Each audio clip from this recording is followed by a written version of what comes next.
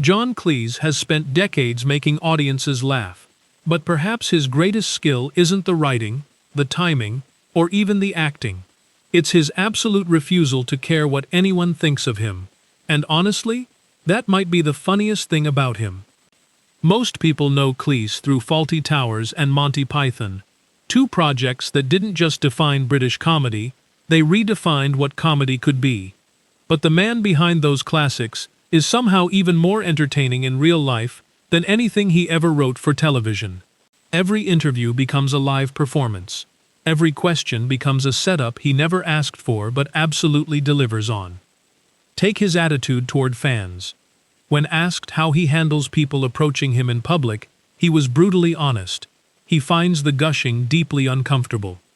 When strangers walk up and tell him how wonderful he is, he genuinely doesn't know how to respond. So instead of playing along, he just says, "I know."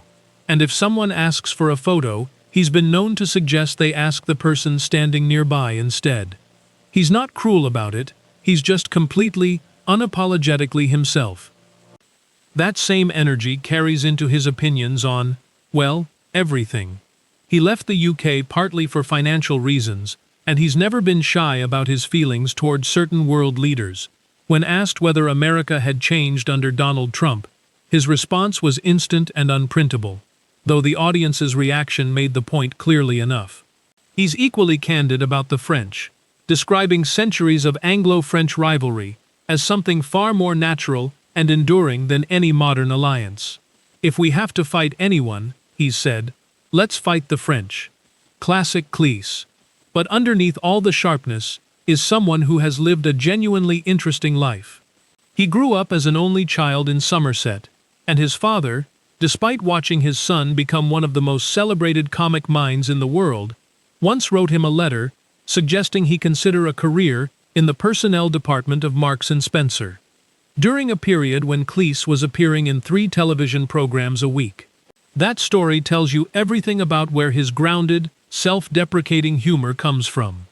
His mother lived to 92, and he spoke about her with a mix of tenderness and dark comedy that only someone truly comfortable with life's absurdities could pull off. And when it comes to self-deprecation, he's a master. He once described himself as being as fat as a pig on live television without a moment's hesitation, and then moved on like it was nothing. The character of Basil Fawlty, it turns out, was inspired by a real hotel manager Cleese encountered on vacation, a man so pompous and frantic that fiction could barely improve on him. That's often how the best comedy works. You don't invent the character, you just recognize them. Now in his 80s, Cleese shows absolutely no signs of softening. He's said that once he hits 85, he plans to abandon all restraint entirely. His words, not ours. He figures he's got roughly a decade left and sees no reason to spend it being sensible. And frankly, neither do we. If you enjoy watching legends be completely, brilliantly themselves, hit like, subscribe, and stick around.